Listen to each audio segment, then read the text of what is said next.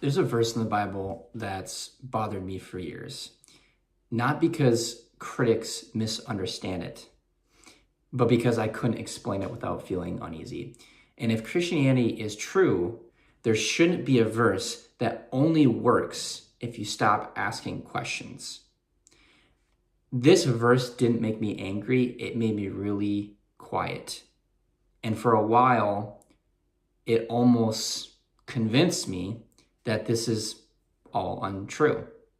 Now, there are other verses in the Bible that have its problems, but for some reason, this one in particular grabbed my attention.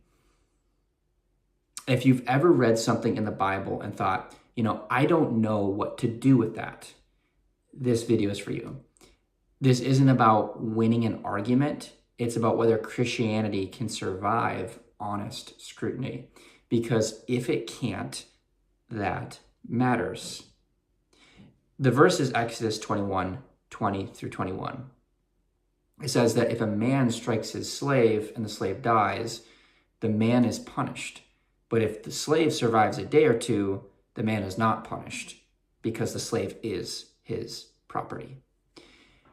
And that last phrase, because the slave is his property, this is the part that stopped me dead in my tracks. Not the violence, not the ancient setting, it was the logic behind it. Because on the surface, it sounds like the Bible is excusing this type of abuse. And if that's what's happening here, then Christianity doesn't just have a public relations problem, it really has a moral one. So critics usually say something like this: the Bible clearly allows slavery. It treats human beings as property, and it excuses violence against them. And if you read the verse in isolation, that conclusion doesn't sound unreasonable. In fact, if this were written today, it would probably be indefensible, especially because we are so close to modern chattel slavery in the 1800s. Here's the part that changed everything for me. The Bible doesn't endorse slavery as an ideal. It regulates a broken system in order to undermine it. Hebrew slaves were released. Kidnapping was punishable by death. Injuries to slaves required emancipation. These are laws written into the exact same place as we find this one.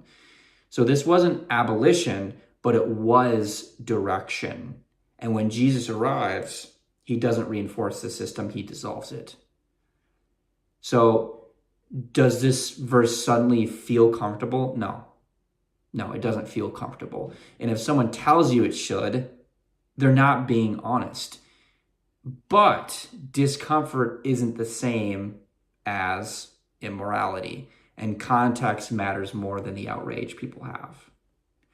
So this verse doesn't prove Christianity to me, but it did something just as important, I would say. It showed me that the Bible isn't shallow. It doesn't flatten complexity, and it doesn't collapse under hard questions. So the question isn't whether the verse is uncomfortable. It is. The question is whether it means what people actually think it means. So what bothered me most wasn't that the Bible contained ancient laws. That's not a problem for me. The problem was, it was the fear that maybe the Bible was actually morally behind something like this. And if that's true, then Christianity isn't revelation. It's just a record of evolving human ethics. So really that possibility, I would say, haunted me. Here's the first thing that changed how I read the passage.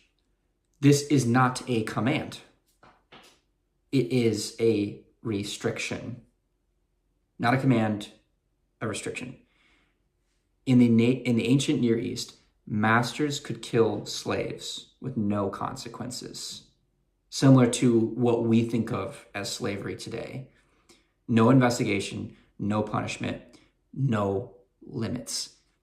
What Exodus 21 does is remove that immunity. For the first time in recorded law, the master is accountable. The phrase, because the slave is his property, sounds like ownership language to modern ears. But in Hebrew law, it functions more like financial liability, not moral worth. So it's explaining why intent matters legally, not why abuse is accepted morally. In other words, this isn't saying the slave doesn't matter. It's saying this was not a death sentence and the law distinguishes murder from injury. That realization didn't end my doubts, but it changed the question for me. If this raised a question for you, leave it in the comments. I'll read all of them. And if Christianity is true, it should survive conversations like this. Thank you.